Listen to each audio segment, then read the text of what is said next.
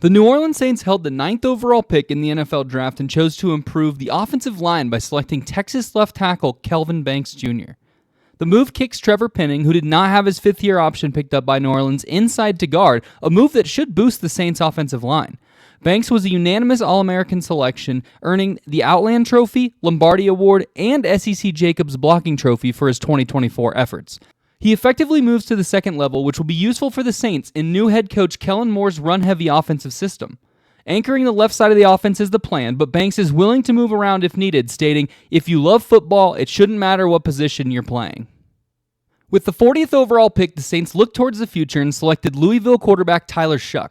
The 25-year-old rookie is raw, but the ball zips out of his hand and was among the best throwers of the football in the 2025 class. He's had some injury concerns throughout his 7-year collegiate career, but with his age comes experience across multiple offensive schemes.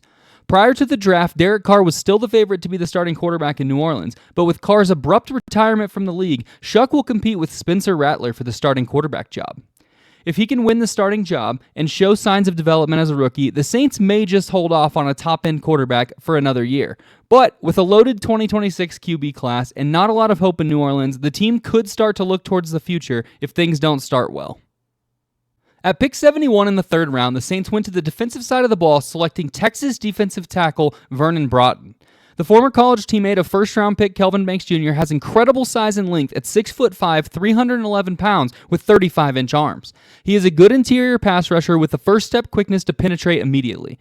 Broughton gives the Saints a versatile piece on the defensive line with the ability to play anywhere inside the tackles. He put on some pretty impressive tape during Texas's college football playoff run, so the Saints are hoping the former Longhorn lives up to his full potential.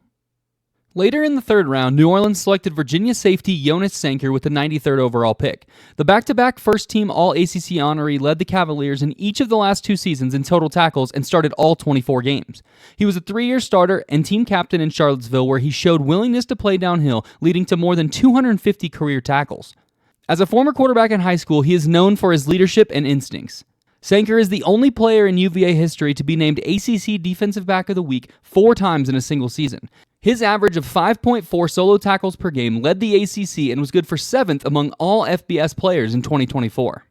The Saints stayed on the defensive side of the ball in the 4th round, selecting Oklahoma linebacker Danny Stutsman with the 112th overall pick. He led Oklahoma with 110 tackles a season ago and earned second-team All-American honors.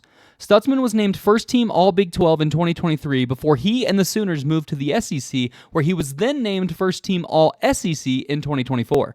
He put to bed any questions about his athleticism heading into the scouting combine, posting a 9.62 relative athletic score and running a 4.52 40-yard dash.